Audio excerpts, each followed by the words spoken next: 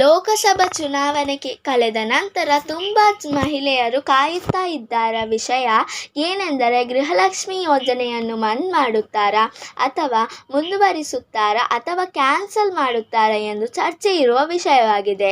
ಏನೆಂದರೆ ನಮ್ಮ ಮುಖ್ಯಮಂತ್ರಿಗಳಾದ ಸಿದ್ದರಾಮಯ್ಯ ಸರ್ ಅವರು ಒಂದು ಸ್ಪಷ್ಟನೆ ಕೊಟ್ಟಿದ್ದಾರೆ. ಅದಲ್ಲದೆ ಜೂನ್ 15ರ ನಂತರ ನಿಮ್ಮ ಖಾತೆಗೆ 2,000 ರೂಪಾಯಿ ಬರುತ್ತದೆ.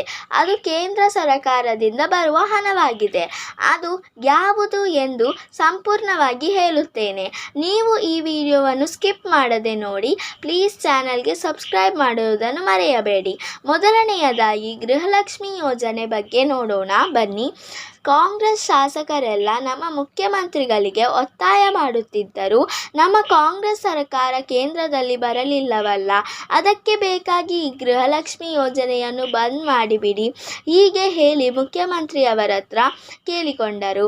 ಅದು ನಿಮಗೂ ಗೊತ್ತು. ಅದನ್ನೆಲ್ಲ ಗಮನಿಸುವಂತಹ ನಮ್ಮ ಸಿದ್ದರಾಮಯ್ಯ ಸರ್ ಅವರು ಏನನ್ನು ಹೇಳಿದ್ದಾರೆ ಎಂದರೆ, ಗೃಹಲಕ್ಷ್ಮಿ ಯೋಜನೆಯ 2,000 ರೂಪಾಯಿ ಗೃಹಲಕ್ಷ್ಮಿ ಅವರಿಗೆ ಹಣ ಸಿಗುತ್ತಾ ಎಂದು ನೋಡೋಣ. ಅವರ ಪರ್ಸನಲ್ ಅಕೌಂಟ್ನಿಂದ ಒಂದು ಟ್ವೀಟ್ ಮಾಡಿದ್ದಾರೆ. ಏನು ಹೇಳಿದ್ದಾರೆ ಎಂದರೆ, ಬಿಜೆಪಿ ಶಾಸಕರಾದ ಆರ್ ಅಶೋಕ್ ಅವರು ಮುಖ್ಯಮಂತ್ರಿಗಳಿಗೆ ಒಂದು ಟ್ವೀಟ್ ಮುಖಾಂತರ ಒಂದು ಸಂದೇಶವನ್ನು ಕಳುಹಿಸಿದರು.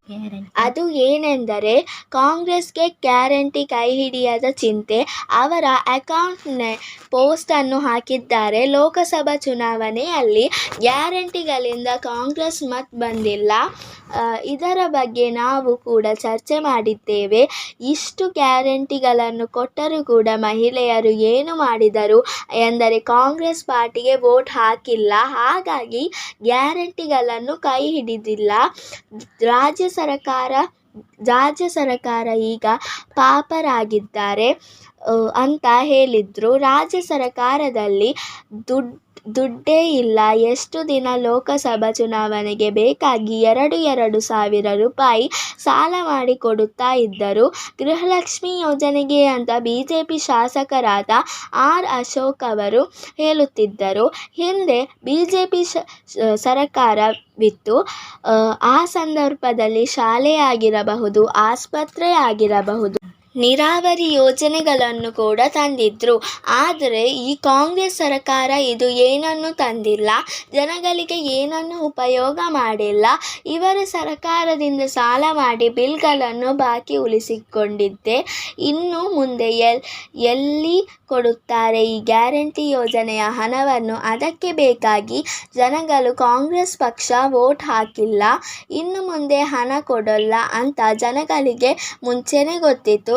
ಲೋಕಸಭಾ ಚುನಾವಣೆಯಲ್ಲಿ ಗೆದ್ದರೂ ಕೊಡಲ್ಲ, ಸೋತರ ಕೊಡಲ್ಲ.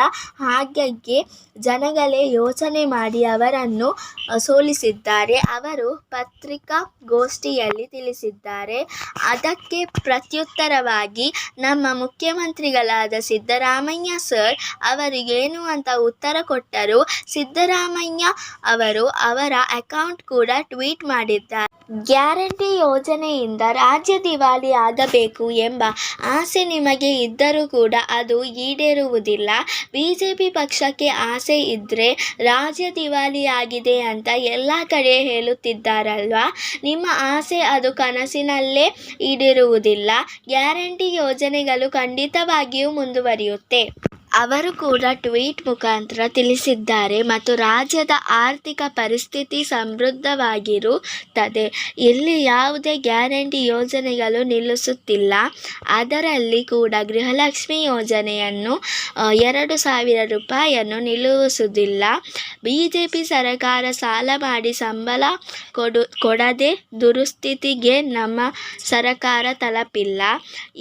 ಇದ್ದರೆ ನನ್ನ ಗಮನಕ್ಕೆ ತನ್ನಿ. ನಾವು ಸಾಲ ಮಾಡಿ ಜನಗಳಿಗೆ ಕೊಡುವುದಿಲ್ಲ ಅಂತ ವಿರೋಧ ಪಕ್ಷಕ್ಕೆ ತಿರುಗೇಟನ್ನು ಕೊಟ್ಟಿದ್ದಾರೆ. ಇನ್ನೊಂದು ನಮ್ಮ ಮುಖ್ಯಮಂತ್ರಿಗಳು ಹೇಳಿದ್ದಾರೆ, ಸಿದ್ದರಾಮಯ್ಯ ಸರ್ ಹೇಳಿದ್ದಾರೆ, ಇಷ್ಟೆಲ್ಲ ಗ್ಯಾರಂಟಿಗಳು ನಾವು ಕೊಡುವುದು ರಾಜಕೀಯದ ಲಾಭಕ್ಕಾಗಿ ಅಲ್ಲ. ಇಲ್ಲಿಗೆ ಈ ವಿಡಿಯೋ ಮುಗಿಯುತ್ತದೆ. ಈ ವಿಡಿಯೋ ನಿಮಗೆ ಇಷ್ಟವಾದರೆ ಪ್ಲೀಸ್ ಲೈಕ್ ಮಾಡಿ ಮತ್ತು ನಿಮ್ಮ ಫ್ರೆಂಡ್ಸ್ ಆ್ಯಂಡ್ ಫ್ಯಾಮಿಲಿ ಜೊತೆ ಶೇರ್ ಮಾಡಿ ಮತ್ತು ನಮ್ಮ ಚಾನಲನ್ನು ಪ್ಲೀಸ್ ಸಬ್ಸ್ಕ್ರೈಬ್ ಕೂಡ ಮಾಡಿ. See you with a new video.